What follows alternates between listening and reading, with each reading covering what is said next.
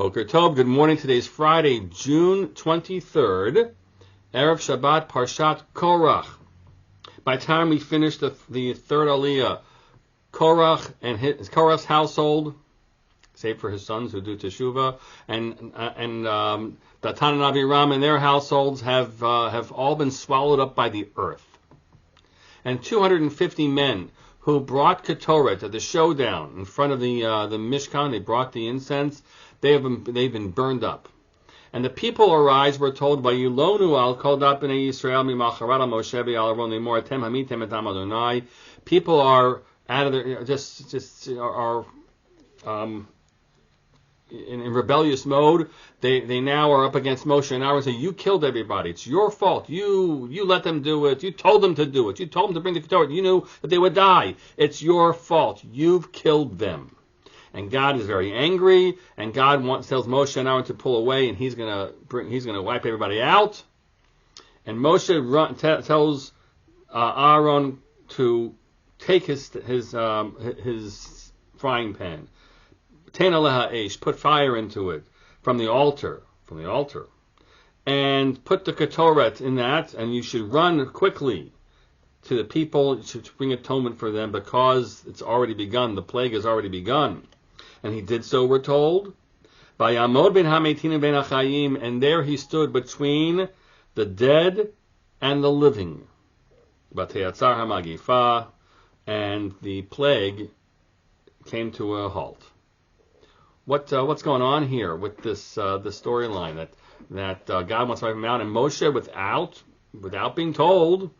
Hashem doesn't tell him you can stop this. Moshe seeks to defy God's magefa, in effect, God's plague, by having Aaron go and bring this Ketoret. And so there's one version of it, which is that Moshe learned that the Ketoret had the ability to do this. Okay, but more significantly for the moment, I want to look at the latter reading in Rashi. Davar acher lama beKetoret. Why, indeed, did he use the incense?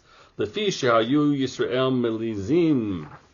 The people were disparaging and crying out about the Ketoret, the incense, saying, Sam hamavedhu, it is lethal poison. Ketoret brings death. Look what happened. Nadav and Avihu died from Ketoret, because of the Ketoret. 250 men died because of the Ketoret. The Ketoret is evil. Ketoret is evil. So what did Amar Kadosh Baruch Hu, God said, Tiru, she'otzer magefahu. Take a look. The Ketoret actually can stop a plague.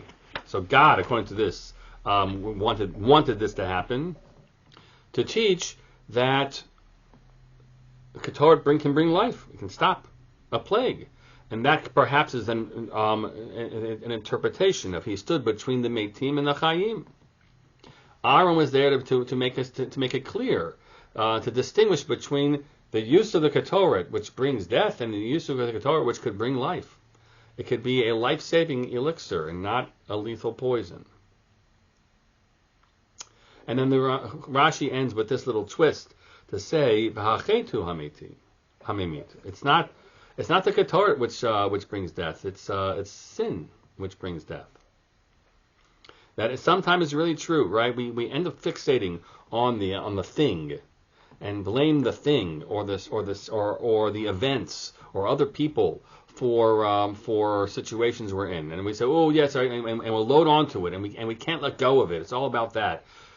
Anything to avoid self-reflection, to the possibility that we're responsible for what's happened, that I haven't carried myself right, and that's why this is not because they're all out to get me, and not because this is a dangerous thing per se. And we're being told the Ketoret is pariv, and in fact the Ketoret, as it's meant to be used, is actually a wondrous thing, right? And if you wonder why things are happening this way when you know you have responsibility in them, then look in the mirror and take responsibility. And when you take responsibility, then things can change. Then Chet doesn't bring about the death. Chet, sin, that has responsible reflection to it, and you say, yeah, I got to change my course, that is life-giving too. That's life-giving too. So that's a little bit of a message we find in the Ketoret, one that really carries us through life, to not allow ourselves to deflect onto things, and to instead be able to do some introspection, healthy introspection that we shouldn't be frightened of, that can actually be the source of our salvation. Wishing you all Shabbat Shalom.